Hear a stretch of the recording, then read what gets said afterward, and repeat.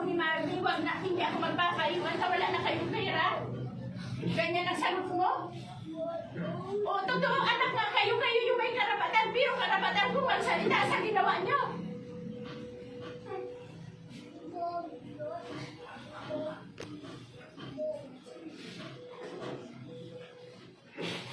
Naghirap si daddy mo ng 3 taon. O, ito yung mga pinsan mo, yung nagpapakaabala sa paghatid na dapat kayo. O, nandun kami tutulungan, pero nandun kayo dapat para mawinsan yung sakit ni daddy mo na nararamdaman. Nakakadagdag kayo sa sakit ni daddy mo. Sa depression niya kasi may sakit na siya, iniwan pa siya ng 2 anak niya. Di ba sabi ni daddy mo sa amin, hayaan niya na si Dayan, tanong siya kay mami niya, at least ikaw lang. Nagdadasal siya na sana magdating ang panahon na maalala mo siya, makaalala ka. Naalala mo talaga siya kung hindi mo nabalitaan na patay na.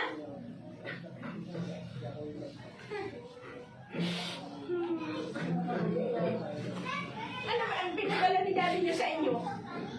O ba't kayo dinala dito ni mami niyo? O, kinuha kayo ni mami niyo, sinabay kayong inalis?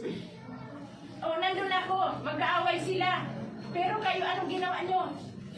Normal yung kung magkaaway sila, hindi ko yung papakialaman kasi sila yun. Dapat si mami, tinuruan man lang kayo. O ako aalis ako, si daddy nyo may sakit, bahala kayo.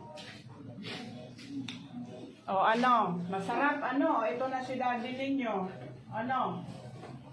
O Dayan, ito na si daddy ninyo, matigas na. O ikaw Gian, o anong iniiyak-iyak ninyo? O ito ang gusto ninyong makita tayo, magkita-kitang ganito. Na ano yung pag-alis ninyo? Inilsunton mo pa si daddy mo na wala ka man ng pera, daddy? Kaya hindi ka magpapaiwan, tayo daw ang sabi ni mami. Sabi daw po ni mami. Nasaan si mami mo? Ha? Kakapal ng mukha ninyo. Itong itinuro ng pamilya ni ina mo. Ganitohin si daddy ninyo. O, namatay si daddy nyo dahil sa pamilya ni ina mo. O, ngayon ganyan si daddy ninyo.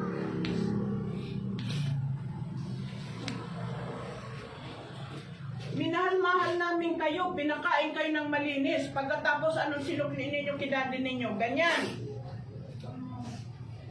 Halos lumuhod kami sa inyo nung iwan ninyo si daddy ninyo, pero matataas ang ego ninyo.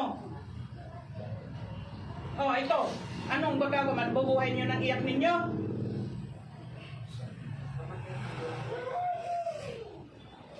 Ayan, matigas na.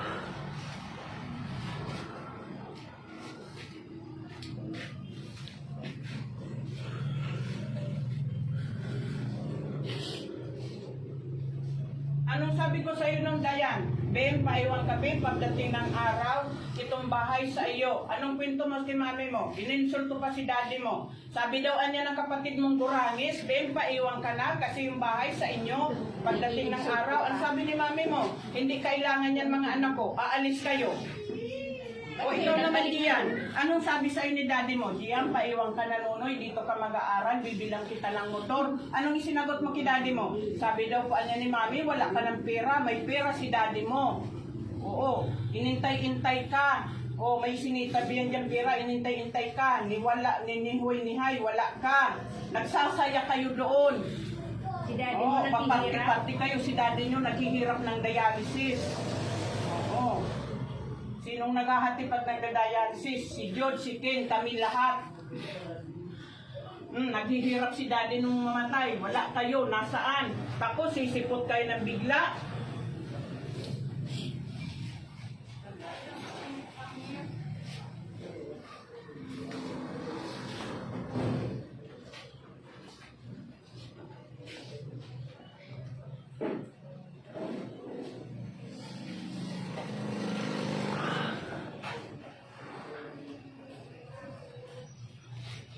Lahat ng tao dito nagtatanong, ano nasaan yung mga anak niyan? Mula nang nandito si daddy nyo, nandiyan nagpalakad-lakad, nagtatanong, nasaan yung mga anak niyan? Nakikita ng mga tao dito pag ma-dialysis, minsan nagsusulo si daddy mo, may eskwela yung dalawa, walang maghahatid. Nasaan yung mga anak niyan? Kahit si daddy mo nagsalita yan, hayaan niya na yung mami nyo kung ayaw, natural yun. Oo, may mga panahon na mag-asawa nagkakaaway, pero kayong dalawa, bakit? Naging mahigpit si daddy nyo, pero gusto niya kayong ituwid. Oo. Anong itinuro ni daddy nyo sa inyo para ganyan ang ginawa nyo? Oo. Napakahirap si daddy nyo dahil sa inyo, pero hindi nyo binaliwala yun ni daddy. Anong ginawa nyo nung may sakit? Nakikita daw yan nung biyang mag-irina na yan utos sa kusina. Si daddy niya nagsusunod duman. Ang ginagawa daan ni Buboy, maduman man din sa kusina. O, araat yan, mawawala na daw yan. Mag-isa na lang siya doon sa kusina. Pinandidirihan na. Pinandirihan ninyo si daddy nyo, may sakit pa, may sakit na. Dati yan, mga yan, pag may pasalubong na Jollibee, lalo na yung babae, gustong-gusto niya yung Jollibee, masayang-masaya na pinapasalubungan ni Ama Ninda. Pero kung niya na may sakit na pinapasalubungan, nandun nabubulok sa rep. Kasi pag nagkuman yung ina na wag niyong kainin yan, di yan kakainin. Ganyan sila. Anong nangyari sa inyo? Na naging araw ka mo kaya? Nalalangkag si daddy mo diyan na baka sakali may hininga pa siya mag-abot ka. Ano masasabi mo ngayon? Ha? Ha? Ngayon nagsisik ka. Mas mariusip ka. Hain si ina nindo. No, nandyan. Hindi man daw sila nagpunta dito para hindi makipag-away. Oo nga. Oo nga. Pero may karapatan nga kami magsalita ng ganyan. At alam man ang rason niya para makipag-away pa siya. Natural. Oo. Sinasabi ko sa inyo, ang higit na may karapatan dito, kamong tatlo, dahil kamo nga ang legal. Pero anong ginawa nindo? Ba't nga ngayon ka nagsisisi dahil wala na ba siya?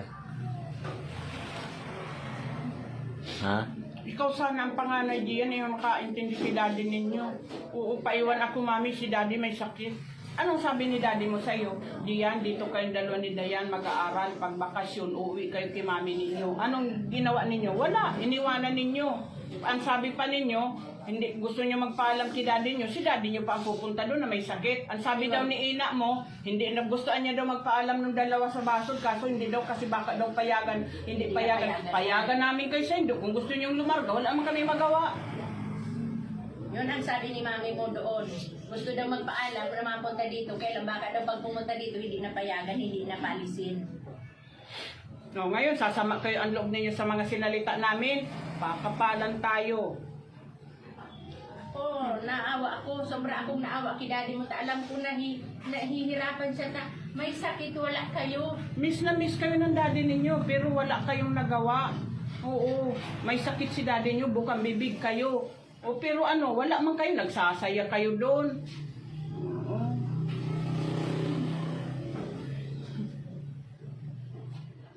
Ano, mababangon ninyo yan?